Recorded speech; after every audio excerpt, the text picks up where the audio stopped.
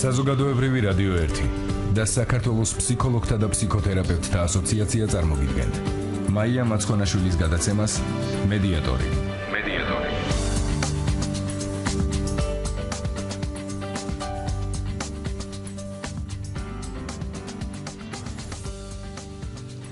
გამარჯობა, მოგესალმებათ მედიატორი და გადაცემის წამყვანი მაია მაცხონაშვილი და დღესაც ისევე როგორც ყოველ პარასკევს ზუსტად ამ წუთიდან მომდევნო 40 წუთის განმავლობაში საზოგადოებრივი რადიოს რადიო 1-ის ეთერში ტალღაზე FM 102 და 4-ზე, ასევე ინტერნეტ საიტზე რადიო 1.gi გადაცემის სტუმართან ერთად ვისაუბრეთ თემაზე, რომელიც ბავშვის ფსიქიკის ერთ-ერთ საინტერესო ასპექტს ეხება. მედიატორი ყოველ პარასკევს 16 საათსა და 10 წუთზე. მედიატორი გადაცემა ბავშვებზე უფროსებისათვის. მედიატორი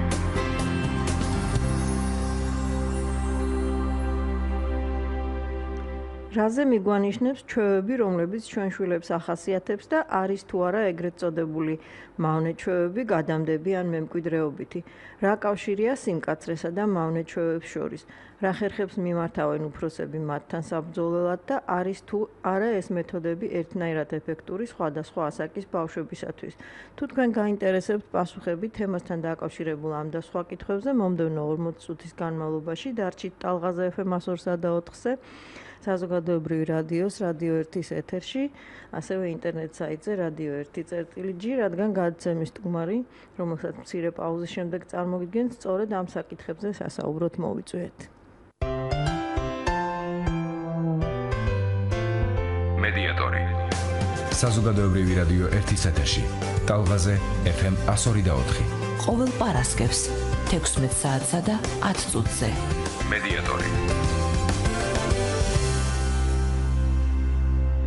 შეგახსენებთ, რომ მედიატორი საქართველოს ფსიქოლოგთა და ფსიქოთერაპევტთა ასოციაციის მხარდაჭერით მზადდება. გადაცემის სტუმარი კი არის ფსიქოლოგი ანასტასია მარღანია. მოგესალმებით ანასტასია. მოგესალმებით. მადლობას გიხდით, რომ დატვირთული საახალწლო დღეების შემდეგ მოხვედით ჩვენთან სტუმრად. და აქვე ვისარგებლებ შემთხვევით, ვინაიდან წლევანდელ სეზონში პირველი გადაცემა მედიატორის ჩვენს მსმენელსაც მიულოცავ ახალ წელს შობას, თქვენც გილოცავთ. და შეგახსენებთ ძვირფასო მსმენელებო ტელეფონის ნომრებს, რომლებითაც შეგიძლიათ ისარგებლოთ იმ შემთხვევაში, თუ კი ჩვენს გადაცემაში ჩართვას ისურვებთ. ტელეფონებია 240 91 92, 240 92 92. თუ კი დაგვირეკავთ, ჩვენი ხმის რეჟისორი თინათინა ასამბაძე უზრუნველყოფს თქვენს ჩართვას პირდაპირ ეთერში. ანასტასია, ეგრეთ წოდებული მავნე ჩვევები. ალბათ ძნელად მოიძებნება ადამიანი, რომელსაც არ ქონია ბავშვობაში ეს მავნე ჩვევა, ყოველ შემთხვევაში უფროსები არ უთვლიდნენ ამ ჩვევას მავნეთ და ძალიან ბევრია ბავშვი, რომელიც ამ მავნე ჩვევით უფროსებს აღიზიანებს. მაინც თქვენი როგორც სპეციალისტის შეფასებით, რომელი ჩვევები შეიძლება ჩავთვალოთ მავნეთ? პირველ რიგში, სანამ მავნეზე გადავალთ, მოდით განსაზღვროთ, რას ნიშნავს ჩვევა. ჩვევა ეს არის ქცევა, რომელიც პერიოდულად მეორდება, არის გაუცნობიერებელი სახის და ყოველთვის გარკვეული მოვლენიდან გამომდინარე ხდება. ასეთ ქცევას შეიძლება ვუწოდოთ ჩვენ ჩვევა. ჩვევა შეიძლება იყოს როგორც მავნე, ასევე ძალიან ბუნებრივი, როგორც ბავშვისთვის, ასევე ზრდასრულისთვის. უფრო მეტად ბავშვისთვის. და ასეთი ქცევებია მაგალითად პირველადი რეფლექსი, წოვის რეფლექსი, რომელიც სპეციალისტებმა გამოიკვლიეს და ბავშვის ეს პირველადი რეფლექსი ყალიბდება დედის წიაღიდან. თუ ნახავთ სურათებს და კონკრეტულად მშობიარე ქალებზე, ორსულ ქალებზე ჩაატარეს კვლევა და ხშირ შემთხვევაში ბავშვს ეს რეფლექსი დედის წიაღში უკვე აქვს ჩამოყალიბებული. ეს არის წოვის რეფლექსი, რომელიც შემდეგ ბუნებრივ კვებაზე გადადის და აქედან ძალიან ბევრი ფსიქიკური, ჰორმონალური, ფსიქოლოგიური და ასევე ზრდისთვის დამახასიათებელი ნიშან-თვისება ყალიბდება ბავშვის გონებაში, ტვინის უჯრედებში. ასეთი ქცევები და ჩვევები შეიძლება ჩვენ ჩავთვალოთ ძალიან ბუნებრივად და მისაღებად, რა თქმა უნდა, გარკვეულ ასაკში და გარკვეული ასაკის შემდეგ უკვე მშობელმა შეიძლება ჩათვალოს საჭიროდ მიმართოს სპეციალისტს ან უკვე გაუჩნდეს შიში, თუ მის შვილს გარკვეული ასაკის შემდეგ ისევ უგრძელდება ეს ჩვევები. ანასტასია, მე მინდა გკითხოთ ესეთი რაღაც. რამდენად რეალურად მავნედ შეიძლება ჩავთვალოთ ეს ჩვევები, რომლებსაც იმედი მაქვს თქვენ მაინც ჩამოთვლით, რამდენიმეს მაინც კონკრეტულად. რამდენად რეალურად მავნეა, თუ უბრალოდ ასე ვუწოდებთ ჩვენ ამ ჩვევებს? ხშირ შემთხვევაში ჩვევები, აი მაგალითად, მოდით ჩამოვთვალოთ ძალიან გავრცობილი ბავშვების წოვის შემდეგ მაგალითად წლიდან წლინახევრამდე არის ძალიან გავრცელებული ბავშვი იღებს სათამაშოს და აგდებს ძირს და მშობლისთვის ან ირგვლივ მყოფელი ზრდასრულებისთვის ძალიან ძიმი არის ეს პროცესი. ამ შემთხვევაში ეს არის მავნეჩვევა ჩვენი გადმოსახედიდან, მაგრამ რეალურად ბავშვი ამით სწავლობს სივრცის აღქმას და შეგრძნებას. რომელი სათამაშო როგორ შეიძლება დავარდეს, რა ხმას გამოსცემს, საიდან ვარდება და ეს მისთვის ძალიან თუნდაც ის როგორი რეაქცია შეიძლება გქონდეთ ამაზე გარშემოუყოფებს. შეიძლება ამაზე რა თქმა უნდა. აი მაგალითად დღეს მქონდა დედაჩემთან ამაზე საუბარი და ჩვენ ყავს პატარა ბავშვი, რომელსაც თუ არ მიაქცევ ყურადღებას, ან მიდის შუქს რთავს, ან რაღაცას გადაადგილებს და იქცევს ამით ყურადღებას. ყოველი ჩვევა იქცევს რეალურად ბავშვი ცდილობს მშობლის ყურადღება მიიქციოს. მაგრამ ყურადღების მიქცევასთან ერთად ამით ის სწავლობს სამყაროს, თავის თავს სამყაროს საგნებს და ასე შემდეგ. მაგალითად, წლინახევრიდან უკვე 2 წლამდე ბავშვი ცდილობს გამოავლინოს აგრესია, რომელიც არის ძალიან ჯანსაღი მდგომარეობა. თუ აგრესია რა აქვს ცოცხალ ორგანიზმს, ის ვერ გადარჩება. და ამ აგრესიას ბავშვები ავლენენ როგორც თუ ყავთ უმცროსი და-ძმა, ან უფროსი და-ძმა, თმას წიწკნიან, ეჯაჯგურებიან, ჩხუბობენ. თუ გავიხსენებთ ჩვენ ცხოველების განვითარების ეტაპებს, ძალიან ეს პერიოდი ძალიან გაავს. ისინი პატარა ლეკვები ან პატარა კნუტები როდესაც არიან, ერთმანეთში ჩხუბობენ. ანუ ამით ცდილობენ თავის თანატოლთან გამოცადონ თავისი ძალები და სხვისი ძალების მიმართ როგორი წინააღმდეგობა ექნებათ თვითონაც. და ეს თუ არ არის გადაჭარბებული, არის ძალიან ჯანსაღი მდგომარეობა. მაგრამ შეიძლება მშობელმა რა თქმა უნდა, როდესაც ერთი ბავშვი მეორეს ურტყავს, ეს არ არის უკვე ჯანსაღი მდგომარეობა. შეიძლება ვათამაშოთ სხვადასხვა თამაშები, რომ გამოუვლინდეს, ანუ ჩვევაში არ გადაეზარდოს ის ქცევა, რომელიც მის აგრესიის გამოსამჟღავნებლად არის მისთვის ძალიან მისაღები. ასევე ჩვევები არის ისინი, რომლებიც ბავშვს უბიძგებენ გაექცეს არსებულ ძალიან სამწუხარო რეალობას, როდესაც ბავშვს მოაკლდა მშობლის, დედის, მამის ყურადღება, სითბო, მზრუნველობა, ის უკვე ეძებს სხვადასხვა გზებით ამის ანაზღაურებას. მაგალითად შეიძლება გარკვეული ისეთი ჩვევა ჩამოუყალიბდეს, მაგალითად ფრჩხილების ყდეტა, რომელიც ძალიან გავრცელებული არის და ერთ-ერთი ძნელად მოსაშორებელი, დიახ. უფრო უფროს ბავშვებში კიდევ არის თითების, როგორ გამოვხატოთ, კაცუნი, რომელიც კიდევ უფრო მეტად შემდეგ მიმბაძოლობა და გარკვეული წიკებიც კი უყალიბდებათ ხოლმე ბავშვებს. თურმე ეს ყველაფერი მოდის იქიდან გამომდინარე და ერთ-ერთი ძალიან საფუძვლიანი წყარო არის, როდესაც 2 წლის ბავშვისთვის დედა 2 წლის ბავშვს დედა ანაბებინებს ბუნებრივ კვებას თავს. ეს წოვის რეფლექსი, რომელიც არის პირველადი რეფლექსი და ქცევა, რომელიც არის შეიძლება მას მავნეჩვევა ვუწოდოთ. უყალიბდება და თურმე ბუნებრივ კვებასთან ერთად ბავშვი როგორც უკვე აღნიშნეთ, იღებს როგორც ჰორმონალურ, ისე ფსიქოლოგიურ, ფიზიოლოგიურ განვითარების წყაროს და მის გონების უჯრედებში ყალიბდება გარკვეული ცვლილებები და ის ემზადება ზრდასრული ცხოვრების მისაღებად. ასევე მშობლები ტენდენცია არის ესეთი შემოსული, რომ მშობლები ერიდებიან ჩვილი ბავშვის ხელში აყვანას ისე დაძინებას. კი ბატონო, ამაზე ვისაუბროთ, უბრალოდ მსმენელი გველოდება, მოგესალმებით. მოგესალმებით.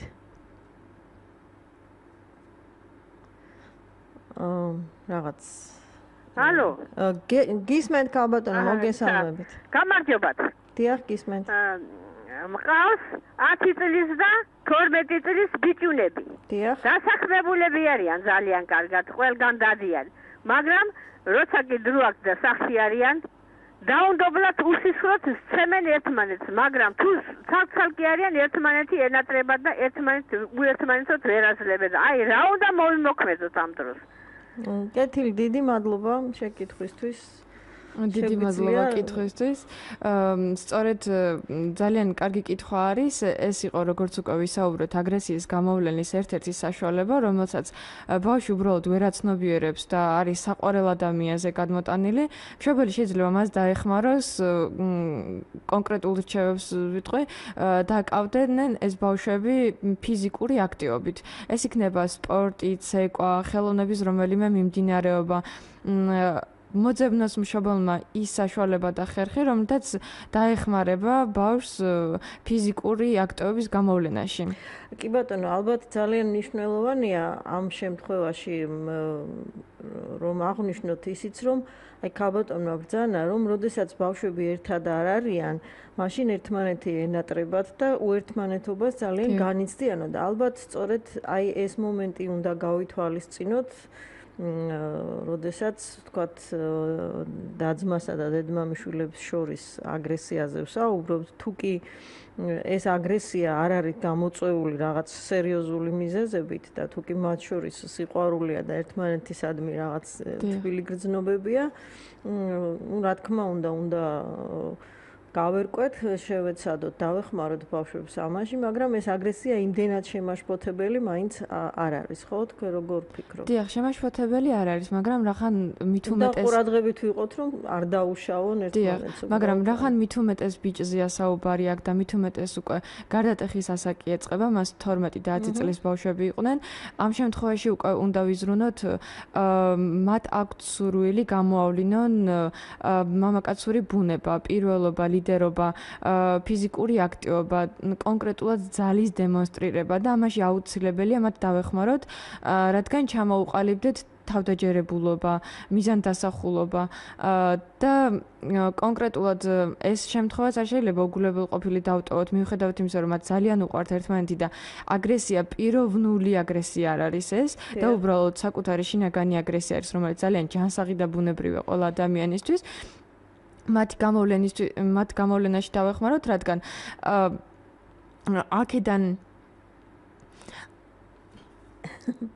აქედან იწყება ადამიანის თვითგამოვლენა და სახში ესეთი სიტუაციების დროს არ ვიცი ამ ქალბატონის ოჯახში როგორ ხდება, მაგრამ ზოგადად ქართულ ოჯახებში მოგვეხსენება, რომ იწყება პირდაპირ შეფასებები უფროსების მხრიდან. შენ რა ცუდი ბიჭი ხარ, ნახე ის როგორ აკეთებს. ან რომელიმეს საქმეში გარკვევის ცდილობა არის ხოლმე მტყუან მართლის გარჩევა. ანუ პირდაპირ უფროსები ვიწყებთ გარკვეული სიტუაციის თუ მოვლენის შეფასებას. მე მქონდა გუშინ შემთხვევა 10 წლის ბავშვს ავსებინებდი ტესტს, რომელიც არის ერთ-ერთი ძალიან სრულყოფილი და ძლიერი და შემდეგ გავაცანი მონაცემები და ბავშვის პირველი რეაქცია იყო კითხვითი. ეს კარგია თუ ცუდია? ანუ ყოველთვის ჩვენ გვასწავლიან და ვსწავლობთ შეფასებას მოვლენის.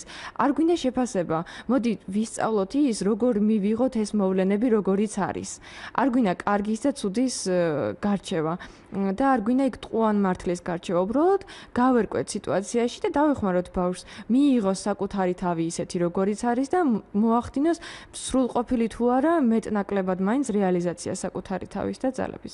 კეთილი დაუბრუნდეთ ხა ისე მავნეჩვევებს ერთ-ერთი ყველაზე გავრცელებული მავნეჩვევა თქვენ თქვით რომ არის ფრჩხილების კვნეტა. თუ არსებობს რაღაც რეკომენდაციები რისი დახმარებითაც შეგვიძლია რაღაცნაირად ზემოქმედება მოვახდინოთ ბავშვზე რომ მან ეს ჩვევა მოიშალოს. როგორც უკვე ცნობილი არის, მიდგომა არის ორნაირი, გააჩნია ბავშვის ასაკს, სკოლამდელი ან სკოლის შემდეგ პერიოდის, როდესაც ბავშვს უჭირს გარკვეულ სიტუაციებში გაცნობიერება და აღქმა ამის, ამ ასაკის პერიოდის ბავშვებისთვის სასურველია ყურადღების გამახვილება გარკვეულ მოვლენებზე არ მოხდეს, თუნდაც ამ მავნეჩვევაზე და მოხდეს გადატანა ყურადღების ჩანაცვლება გარკვეული დადებითი მოვლენებით. მათი დაკავება. კონკრეტულად თუ აქ ფრჩხილების კვნეტაზეა საუბარი, ამ შემთხვევაში ძალიან კარგი ესეთი თამაშები, რომლებიც წვრილ მოტორიკასთან არის დაკავშირებული. ძერწვა, ხატვა, ქვიშაში თამაში. თითის დაბოლოებებში არის ნერვული სისტემის დაბოლოებები, რომლებიც მთლიანად ამშვიდებს ბავშვს და ძალიან კარგი არის, როდესაც მისთვის ეს ხომ გაუცნობიერებლად ხდება. პირველ რიგში არ მოხდეს შეფასება და მეორე, როდესაც ჩვენ ამ ქცევას ვაკვირდებით, აღვიქვათ რა სიტუაციიდან გამომდინარე არის. ხო, აი ეს მინდოდა მეკითხა, ალბათ ყველა მავნეჩვევას, ეგრეთ წოდებულ მავნეჩვევას, რომლებიც ჩვენ უფროსებს ხშირად გვაღიზიანებს ხოლმე, აერთიანებს ერთი ძალიან ჩემის აზრით სასარგებლო თვისება. როდესაც ჩვენ ხედავთ, რომ ბავშვი ავლენს ამ მავნეჩვევას, ეს არის ჩვენთვის სიგნალი იმის, რომ რაღაც ბავშვს აწუხებს, ხო? და ამ ესეც შეგვიძლია გამოვიყენოთ რაღაცნაირად ჩვენი შვილების უკეთ შეცნობაში, ხო? დიახ, რა თქმა უნდა, მაგრამ ჯობია მშობელი იქამდე ზრუნავდეს ამ შვილის შეცნობაზე, იმიტომ რომ როდესაც უკვე მავნეჩვევასთან გვაქვს საქმე, უკვე იქ ცოტათი ყურადღების მიღმა დარჩენილი ბავშვი იგულისხმება. ხო, რა თქმა უნდა, სამწუხაროდ ხშირად უფრო ხშირად ისე ხდება ხოლმე, რომ მშობელი მერე გებულობს, რომ რაღაც ბავშვს რაღაც წესრიგში არ აქვს. დიახ, კი, ხდება ხოლმე. იშვიათია, რომ პრევენცია მოახდინოს რაღაც გასაჭირის მშობელმა ბავშვის. დიახ. პირველ რიგში უნდა ვეცადოთ გამოვიკვლიოთ, საიდან მოდის ეს. ხშირად ჩვევები არის გაქცევა შიშისგან, უსიამოვნო სიტუაციებისგან და საკუთარი ორგანიზმის განცდილობს ბავშვი მიიღოს სიამოვნება. ის რაც დააკლდა მშობლისგან, ზრუნვა, ალერსი, სიყვარული. ცნობილია ფაქტი, რომ 6-7 წლამდე ბავშვები არიან კინესთეტიკები, როგორც ცნობილია. ანუ ადამიანები, რომლებიც სამყაროს შეიცნობენ 5 გრძნობით. ეს არის შეხება, ყნოსვა, გემოვნება და ასე შემდეგ. და ძალიან მნიშვნელოვანია ამ ასაკის 6-7 წლამდე ბავშვისთვის ფიზიკური სიახლოვე, როგორიც არის მოფერება, ალერსი, დედის ჩახუტება, ანუ კონკრეტულად გვაქვს საუბარი ფიზიკურ სიახლოვეზე. რეკომენდაციას უწევენ უცხოელი სპეციალისტები, რომ სასურველია თუ ბავშვი თავისით იძინებს, მშობელი მიუჯდეს მას, მოეფეროს ძილის წინ, დაამშვიდოს, ზღაპარი წაუკითხოს, ან უმღეროს, ან თუ კონკრეტულად ისეთ ჩვევაზე გვაქვს საუბარი, რომელიც ხელებს თითებს უკავშირდება, მოეფეროს თითებზე, ანუ რელაქსაცია მოახდინოს, დაამშვიდოს ბავშვი, რომ მთელი ღამის თუ იმ საათების განმავლობაში, როდესაც ის იმყოფება მთლიანად ძილის ფაზაში, ის იყოს მშვიდი და მისი არაცნობიერი იყოს დამშვიდებული. ერთი შეკითხვა გამიჩნდა ახლა, რამდენად შეიძლება ამას დავარქვათ მავნეჩვევა, არ ვიცი, მაგრამ ძალიან ბევრ ადამიანს, და ცნობილია, რომ ეს რაღაც ჩვევები ადამიანებს ბავშვობიდან მოსდევთ, კარგია თუ კი დროულად, ასე ვთქვათ, უმკლავდებიან ამ ჩვევებს და მე დიდობაში არ მიყვებათ ხოლმე, მაგრამ ძალიან ბევრ ადამიანს ბავშვობიდან მოსდევს, ხო, ეს ჩვევები. აი თქვათ, რამდენად შეიძლება ჩავთვალოთ მავნეთ ისეთი ჩვევა, როგორიც არის ხელის ხშირი ბანა. ესეც ხომ შეიძლება რაღაც ჩვევას დაუკავშიროთ, ხო?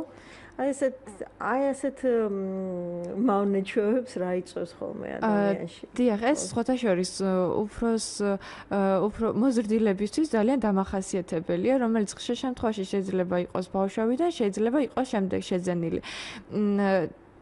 ხელის ბანვა არის ესე განიხილავენ ფსიქოლოგები, რომ არის რაღაცის მოშორება, ჩამოშორება, რაღაცისგან განწმედა. ისევე როგორც სხვათაშორის პატარა მცირე ასაკის ბავშვებში ხშირი არის შარტვა. ესეც არის ორგანიზმი ითხოვს რაღაცისგან განწმედას, რაღაცისგან განდევნას. ანუ რაღაცა სიტუაცია არის, რომლისგანაც ვერ იღებს ადამიანი იმას, რა მოლოდინიც ჰქონდა და შესაბამისად უნდა იქიდან გაქცევა. ანუ რეალურად შეიძლება არის ალბათობა. მოდი ესე ცალსახად ნურაფერზე ნუვიტყვით, მაგრამ არის ძალიან დიდი ალბათობა იმისა, რომ არის გაქცევა რაღაცისგან. ეს იქნება შიში, უსიამოვნო შეგრძნებები, ემოციები, ან უბრალოდ მოლოდინების გაუმართლებლობა.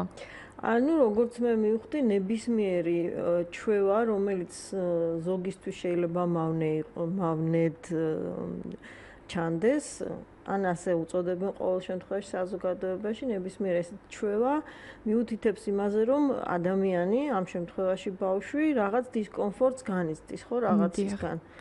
ჩვენი ორგანიზმი მაგ მხრივ ძალიან განსაკუთრებულია, იმიტომ რომ ყოველი ორგანო აგებს პასუხს გარკვეულ ემოციაზე და ჩვენი ორგანიზმი იმდენად მეტყველი არის, რომ პირველად დახმარებას გიწევს, ბავშვი ვერ აცნობიერებს, მაგრამ ზრდასრულისთვის უკვე ეს იმდენად ყურადღები არის და მნიშვნელოვანი, რომ შენ თუ მოусმენ შენს ორგანიზმს, ის მაშინათვე მყისიერად შეიძლება ითქვას სიგნალს გაძლევს იმაზე, შენ რა არ მოგეწონა, რისგან გინდა უბრალოდ რა დისკომფორტი განიცადე ამ წუთას და შეიძლება მე ძალიან ადვილად გამოკლევ ამ ყველაფრის თუ ჩვენს ორგანიზმს მოусმენთ და ბავშვის შემთხვევაში ბავშვს ძალიან კარგად დავაკვირდებით და პირველი მაინც კიდევ მინდა გავიმეორო, რომ ნუ შევაფასებთ ნურც საკუთარ თავს, ნურც ბავშვს. უბრალოდ ვეცადოთ ის ქცევები, რაც შეიძლება ჩვენში გადაეზარდოს ან არ გადაეზარდოს,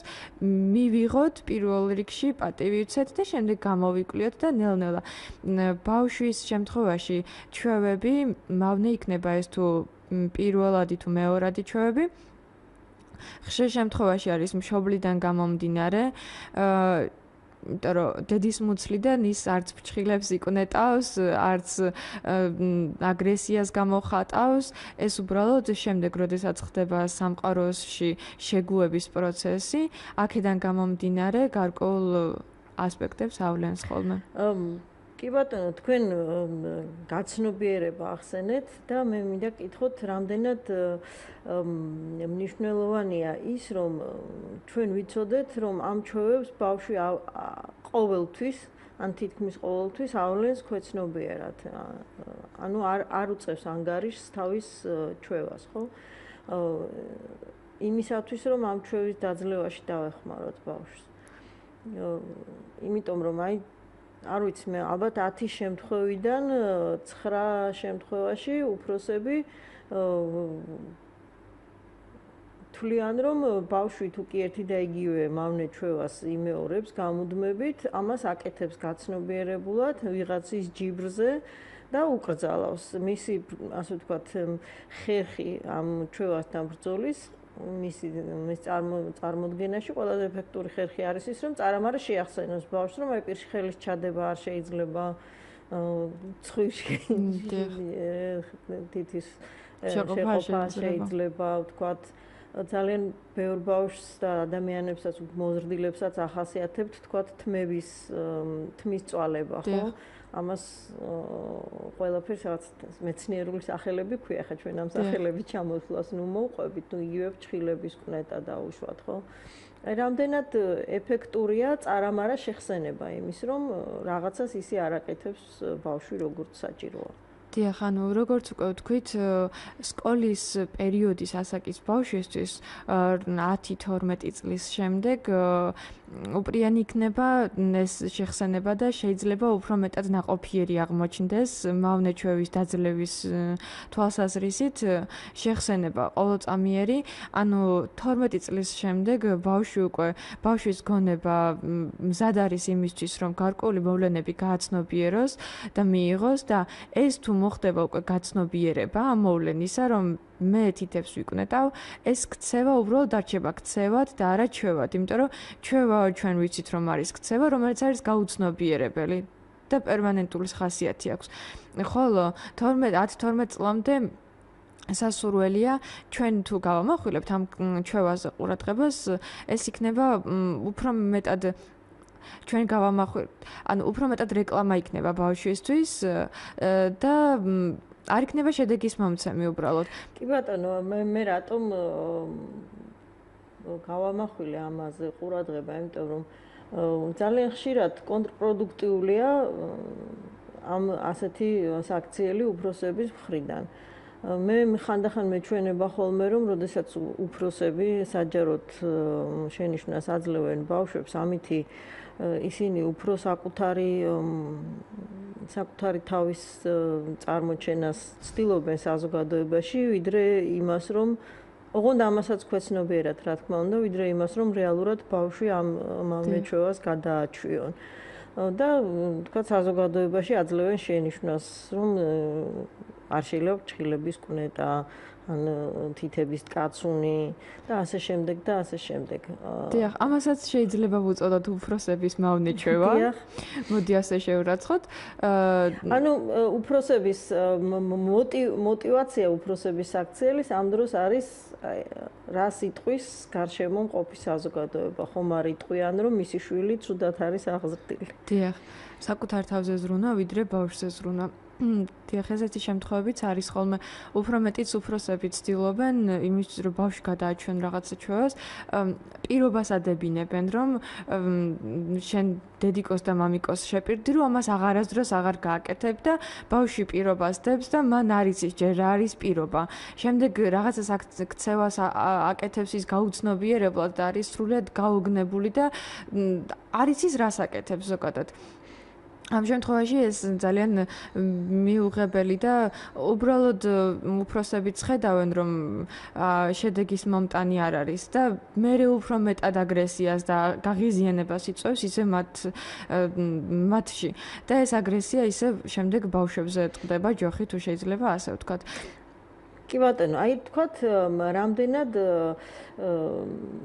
ეფექტურია, თუ კი თქვათ წარმოვიდგენთ, რომ ძნელია ზრდასრული ადამიანი ამ მავნე-ჩვევას შენიშვნის მიცემას გადააჩვიო, რამდენად ეფექტური იქნება ესეთ მიდგომა, რომ მათ უფროსებმა ბავშვებთან ერთად შეიმუშაონ რაღაც კოდური სიტყვები, ვთქვათ, ან ნიშნები, რომლის საშუალებითაც ისინი შეახსენებენ საზოგადოებაში ყოფნის დროს თავიანთ შვილებს იმის შესახებ, რომ მათ რაღაც ეს მავნე-ჩვევა არ გაიმეორონ.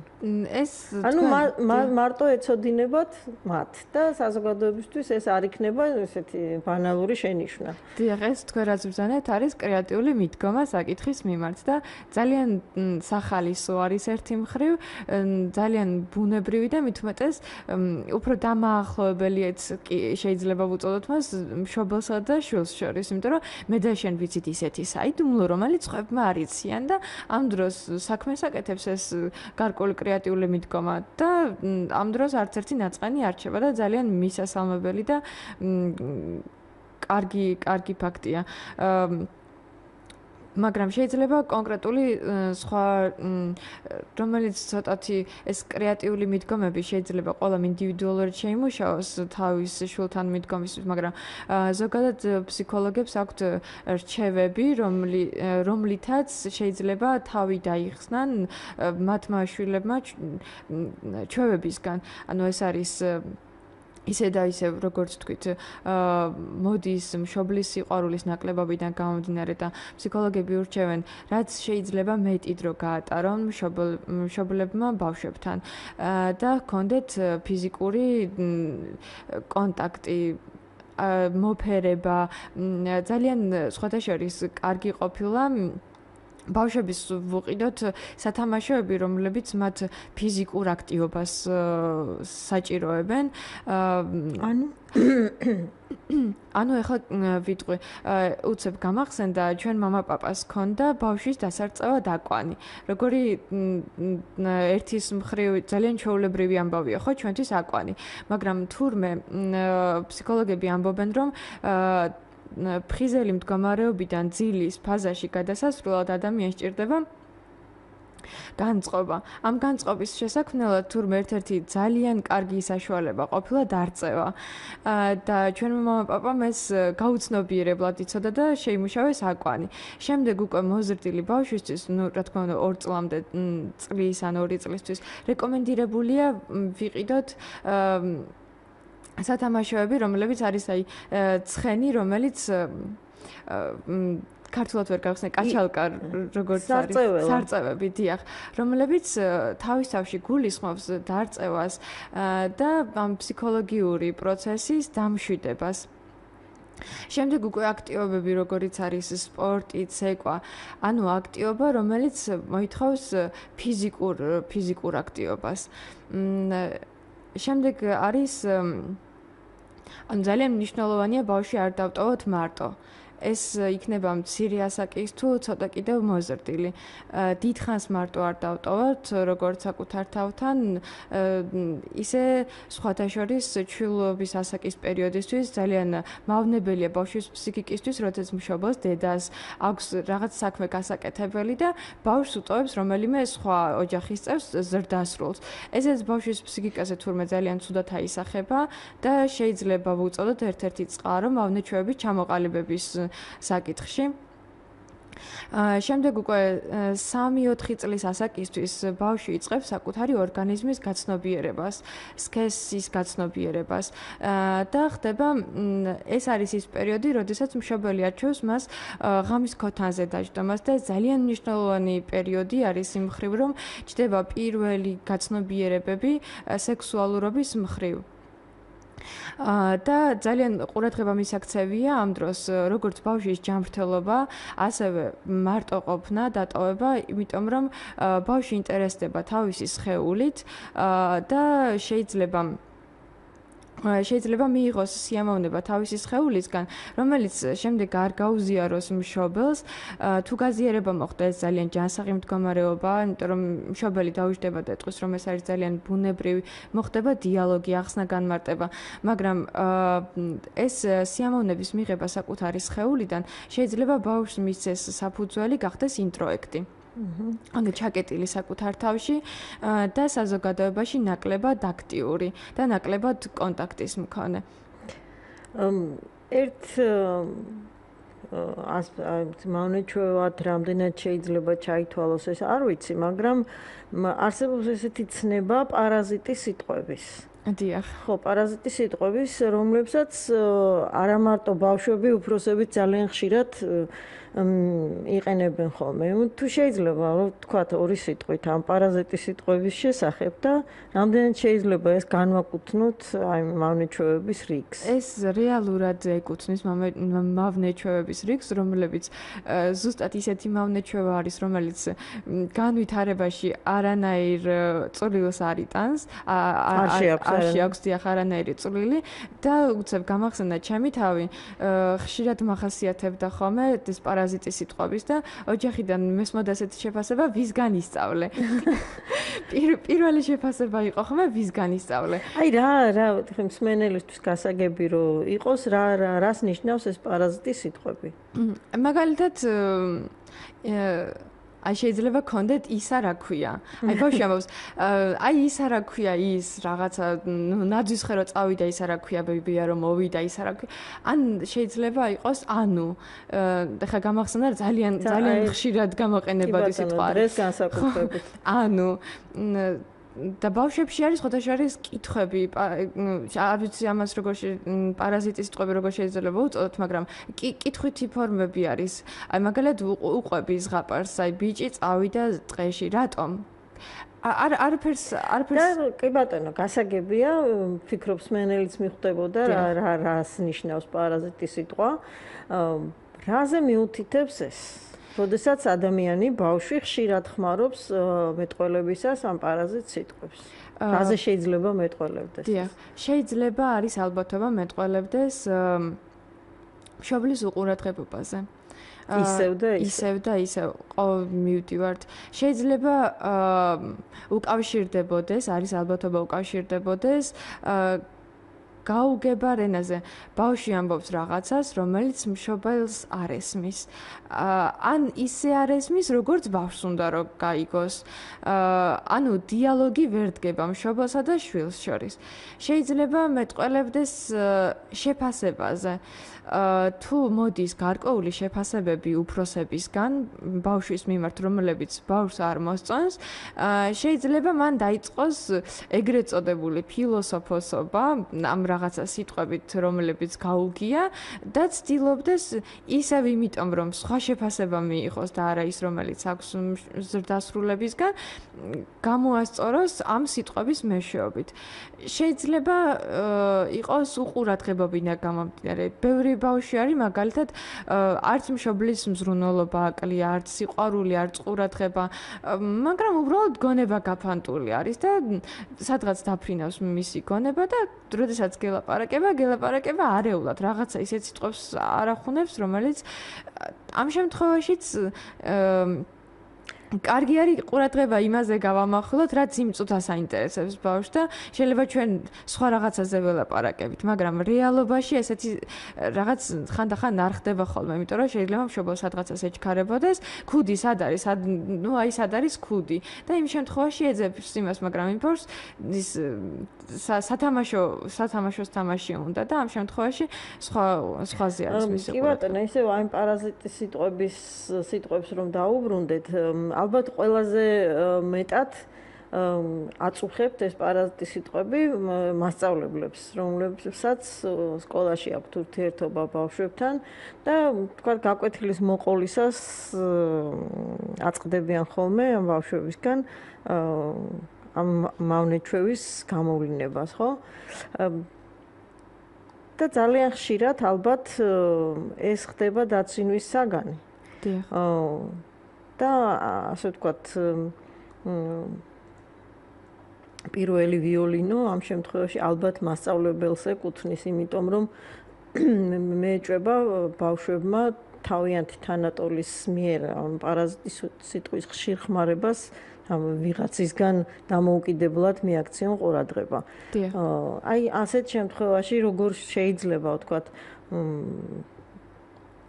ნაკლებად მტკივნეული მეთოდის მოძებნა იმისთვის, რომ ბავშვს მოვაშლევინოთ ამ პარაზიტის სიტყვების ხმარება. დიახ.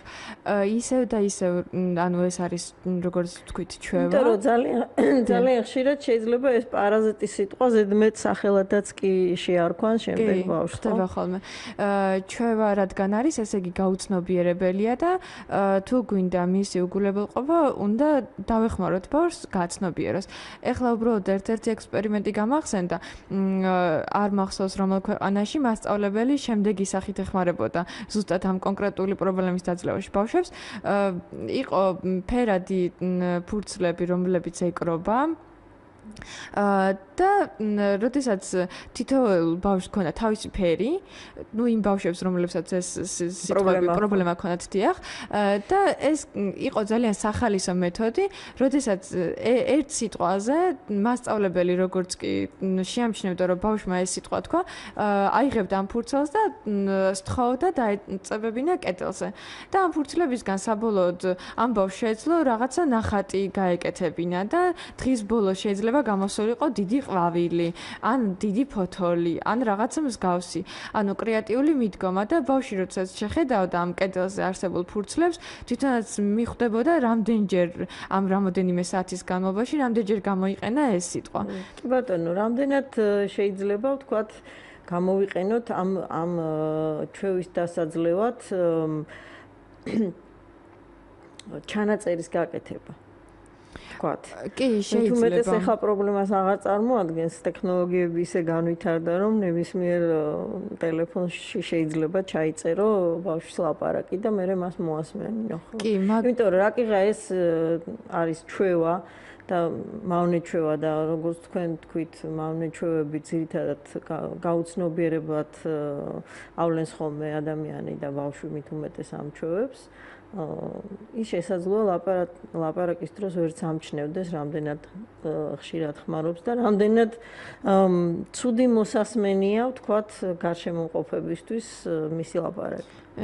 დიახ, ძალიან კარგი მიდგომა არის. მე მახსოვს ბავშვობაში ლექს, როდესაც ვამბობდით ხოლმე და მშობლებს არ მოსწონდათ, ადრე ბაბინები იყო და იმაზე ვიწერდით ხოლმე და შემდეგ ჩვენ წაკითხული ლექს რო გვასმენინებდნენ, მე ვხვდებოდით მოგწონდა თუ არ მოგწონდა და რაღაცებს ვცვლიდით ხოლმე. ეს კი ერთ-ერთი უმტკინეულო მეთოდი არის და მიდგომა. თან მით უმეტეს უკვე 12 წლის შემდეგ მე მგონი ყველა ბავშვს აქვს ტელეფონი, რომლებსაც აქვს ჩამწერიც, ან სახლში კომპიუტერი აქვს და თავისითაც კი შეუძლიათ ეს ყველაფერი გააკეთონ, მშობლისგან დამოუკიდებლად, ისევ და ისევ, თუ მშობელი შეფასებისგან ვერ იკავებს თავს, ამ შემთხვევაში ჯობია ბავშვმა თავისით გააკეთოს, ვუთხრათ, რომ აი დღის განმავლობაში ჩართე უბრალოდ და იყოს ჩაწერილი შენი ხმა და შემდეგ ამას მოусმინე. და ძალიან საკმაოდ მისაღები და კარგი კრეატიული მიდგომა არის. კეთილი, გადაცემის დრო ამოიწურა. მე მსმენელს უბრალოდ ვუსურვებდი, რომ თუ კი ისინი გადაწყვეტენ საკუთარი შვილების მავნეჩვევებს ებრძოლონ, რაც შეიძლება მეტი მოთმინებით აღიჭურვონ, აღმოაჩინონ საკუთარ თავში მეტი კრეატივი და ყველა პრობლემას უფრო კრეატიულად მიუდგნენ, ვიდრე ბანალურად. და შევახსენებ აქვე, რომ მედიატორი საქართველოს ფსიქოლოგთა და ფსიქოლოგ-თერაპევტთა ასოციაციის მხარდაჭერით მზადდება. გადაცემის სტუმარი იყო ფსიქოლოგი ანასტასია მაღანია, მე გადაცემის წამყვანი მაია მაცხონაშვილი ვარ და ბოლოს მაინც იმედს ვიტოვებ, რომ ის დრო, რაც ჩვენთან ერთად გაატარეთ, მცირეოდენ დახმარებას მაინც გაგიწევთ პრობლემის გადაწყვეტაში, თუ კი ასეთი გაგიჩნდებათ. ხმის რეჟისორ თინა ასამბაძესთან ერთად გემშვიდობებით მომავალ პარასკევამდე. საზოგადოებრივი რადიო 1 და საქართველოს ფსიქოლოგთა და ფსიქოთერაპევტთა ასოციაცია წარმოგიდგენთ. მაია მაცხონაშვილის გადაცემას მედიატორი.